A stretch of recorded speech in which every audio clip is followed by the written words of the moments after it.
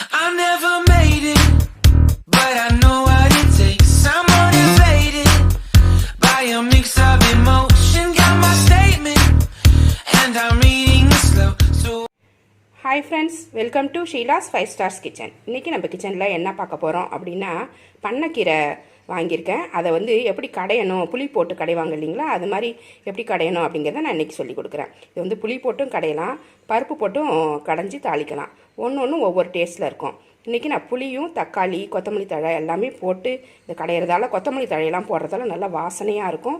இந்த பண்ணைக்கீரை வந்து அடிக்கடி கிடைக்காது. இந்த மழை சீசனில் தான் கிடைக்கும், குளிர் காலத்தில் தான் கிடைக்கும், வெயில் சீசனில் தான் இது கிடைக்காது. இது வந்து எல்லா கீரையை விட இது டிஃப்ரெண்ட்டாக இருக்கும். அரைக்கீரை செருக்கீரையை விட இந்த பண்ணைக்கீரை வந்து ஒரு நல்ல டிஃப்ரெண்ட் டேஸ்ட்டாக இருக்கும். இது ரொம்ப நல்லாயிருக்கும். இது எப்படி செய்யுதுன்னு வாங்க பார்க்கலாம். அதுக்கு முன்னாடி நம்ம சேனலை சப்ஸ்கிரைப் பண்ணி வச்சுக்கோங்க, கூடவே இருக்கிற பெல் ஐக்கானையும் ப்ரெஸ் பண்ணி வச்சுக்கோங்க. Thank you friends. இப்போ பண்ணைக்கீரை சமைக்கிறதுக்கு நான் ஒரு கட்டு பண்ணைக்கீரை வாங்கியிருக்கேன். இது வந்து பண்ணைக்கீரை சீசன். இந்த சமயத்தில் தான் இந்த கீரைலாம் கிடைக்கும். எல்லா கீரை மாதிரி இருக்காது, இது ஒரு வித்தியாசமான டேஸ்ட்டில் நல்லாயிருக்கும். இது புளி போட்டு கடைஞ்சிட்டோம்னா அவ்வளோ நல்லாயிருக்கும். இது வந்து இன்றைக்கி வந்து இதை ஃபுல்லாக ஆஞ்சிட்டு நல்லா 2-3 தடவை அலசி, மண் இல்லாமல் அலசி கொண்டு வந்து வச்சுருக்கேன். இதை எப்படி வேக வைக்கணும் அப்படிங்கிறத இப்போ பார்க்கலாம். வேக வைக்கிறதுக்கு ஒரு வானலை போட்டிருக்கேன். அதில் இந்த கீரையை அள்ளி ஃபஸ்ட்டு வச்சிரும்.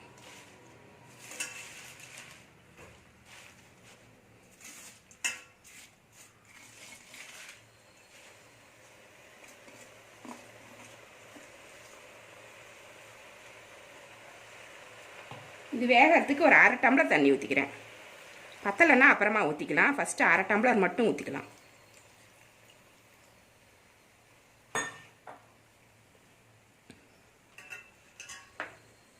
இதில் போட வேண்டிய பொருள்னு பார்த்தீங்கன்னா, ஒரு 15 கிட்ட சின்ன வெங்காயம் உரித்து வச்சுருக்கேன். ஒரு 15 சின்ன வெங்காயம் இருக்கும். கொஞ்சமாக தான் உரித்து வச்சுருக்கேன், ஏன்னா தாளிக்கும் போது நம்ம நிறைய போட்டுக்கலாம். ஒரு பூண்டு, முழு பூண்டு ஃபுல்லாக உரித்து எடுத்து வச்சுருக்கேன். கொத்தமல்லி தழை ஒரு சின்ன கட்டு வாங்கியிருந்தேன், அதை ஆஞ்சி எடுத்து வச்சுருக்கேன். ஒரு நெல்லிக்காய் சைஸு புளி எடுத்து வச்சுருக்கேன். ஒரு 4 தக்காளி, காரத்துக்கு தகுந்த மாதிரி பச்சை மிளகாய் எடுத்து வச்சுருக்கேன். இது எல்லாமே இது கூட சேர்த்துடணும், இப்பயே சேர்த்துடணும்.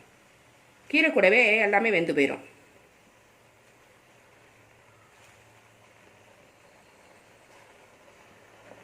முழுசாக போட்டாலே போதும். கிளறி விடும்போது எல்லாமே வெந்து போயிடும், கடையும் போது எல்லாமே மஞ்சிரும்.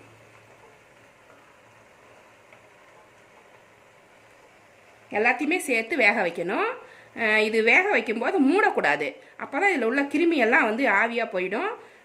கீரை வந்து நல்லாயிருக்கும். மூடி வச்சிங்கன்னா அதில் உள்ள அந்த நுண்கிருமியெல்லாம் வெளியில் போகாதுன்னு சொல்லுவாங்க. அதனால தான் கீரை வேக வைக்கும்போது மட்டும் மூடி போட்டு மூடக்கூடாது. இது இப்படியே வேகணும், ரொம்ப வேக வச்சிடக்கூடாது. அந்த பசுமை மாறாமல் முடிஞ்ச வரைக்கும் எடுத்துக்கணும்.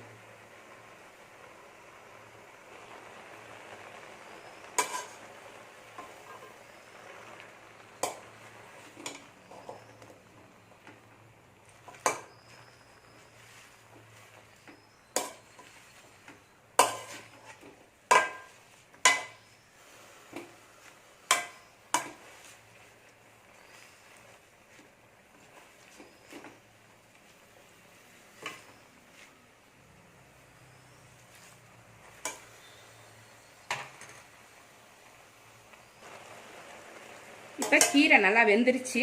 தக்காளி, வெங்காயம், பூண்டு, பச்சை மிளகாய் எல்லாமே இது கூட போட்டிருந்தோம். எல்லாமே நல்லா அழகாக வெந்து போச்சு.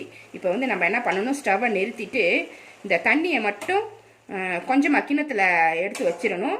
இந்த கீரையை மட்டும் எடுத்து மிக்சியில் போட்டு ஒரு அடி எடுத்து வச்சுக்கோங்க. ரொம்ப நேரம் அரைக்கக்கூடாது மிக்சியில். கீரை கடையிற சட்டி இருந்தால் நல்லா போட்டு கடைஞ்சி எடுத்துக்கோங்க. இல்லைன்னாக்கா மிக்சியில் போடும்போது நல்லா ஆற வச்சு மிக்சியில் போடுங்கன்னா மேலே வந்து நம்ம மேலேயே தெரிக்கும். இந்த கீரையெல்லாம் சூடாக மேலே பட்டுச்சுன்னா ரொம்ப கஷ்டமாயிடும். அதனால் கொஞ்சம் ஆறுனதுக்கப்புறம் மிக்சியில் போட்டு விட்டு அரைக்கணும். விட்டு 2-3 தடவை அப்படி டக்குன்னு போட்டு அரைச்சிட்டோம்னாக்கா கரெக்டான பதம் வந்துடும். ரொம்ப நேரம் போட்டுட்டோம்னா குழன்னு ஆகிடும், டேஸ்ட்டு சுத்தமாக போயிடும். கொஞ்சம் திப்பியாக அரைக்கும் போது தான் இதோட டேஸ்ட்டு கரெக்டான பக்குவத்துக்கு இருக்கும். இதை வந்து ஆற வச்சு அரைச்சிட்டு வந்துடலாம். கீரை கடைஞ்சி எடுத்துகிட்டு வந்தாச்சு. ஒரு வானலில் கொஞ்சமாக நல்லெண்ணெய் ஊற்றிக்கிறேன். நல்லெண்ணெய் ஊற்றுனீங்கன்னா தான் நல்லா டேஸ்ட்டாக இருக்கும் கீரை. ஒரு கரண்டி ஊற்றிக்கிறேன் நான். எண்ணெய் நல்லா சூடாயிருச்சு. 1 ஸ்பூன் கடுகு உளுந்தம்பருப்பு போடுறேன்.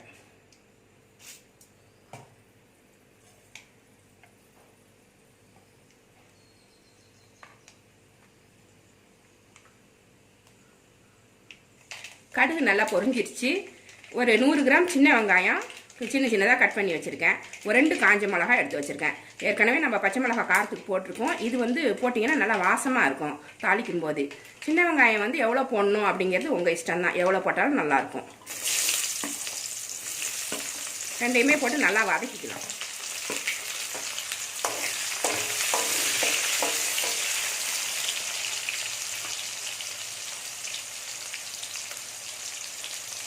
கொஞ்சமாக கருவேப்பிலையும் சேர்த்து போட்டுக்கலாம். கொஞ்சமாக போட்டுக்கலாம். ஏன்னா கீரையில் வந்து கருவேப்பிலை கருதுன்னா எது கீரை எது கருவேப்பிலைன்னே தெரியாது. கொஞ்சமாக வாசனைக்காக மட்டும் கொஞ்சமாக போட்டுக்கலாம். ஏற்கனவே கொத்தமல்லி எல்லாம் போட்டு வேக வச்சுருக்கிறதால ரொம்ப வாசனையாக டேஸ்ட்டாக இருக்கும் இந்த கீரை.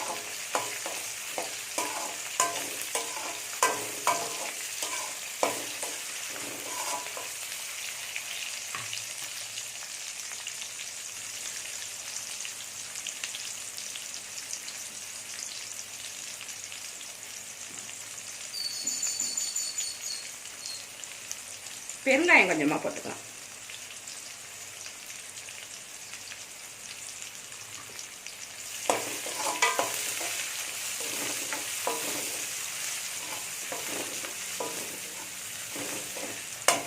வெங்காயம் நல்லா வதங்கிடுச்சு. ரொம்ப நேரம் வேகணும் அப்படின்றது கிடையாது. இது ஒரு 3/4 பாகம் வெந்தாலே நல்லாயிருக்கும்.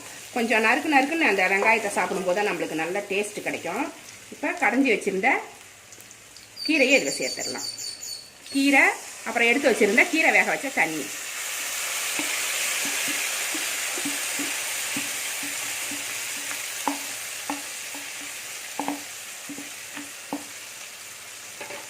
இதுக்கு தேவையான உப்பு சேர்த்துக்கலாம்.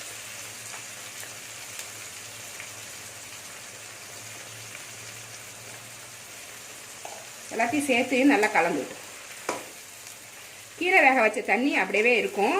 நம்ம வந்து கெட்டியாக தொட்டுக்கணும், சாம்பாருக்கு காரக்குழம்புக்கு தொட்டுக்கணும்னா அந்த தண்ணியை சேர்க்க வேண்டாம். நல்லா துவையல் மாதிரி கெட்டியாகவே போட்டுக்கோங்க.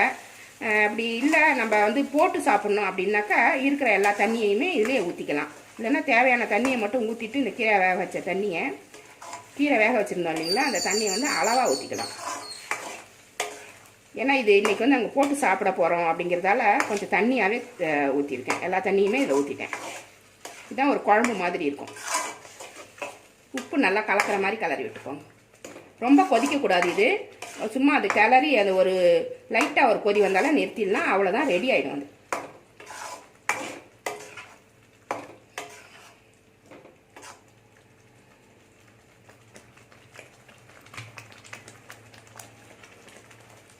ஒரு கொதி வந்துருச்சு. இதை நிறுத்திடலாம்.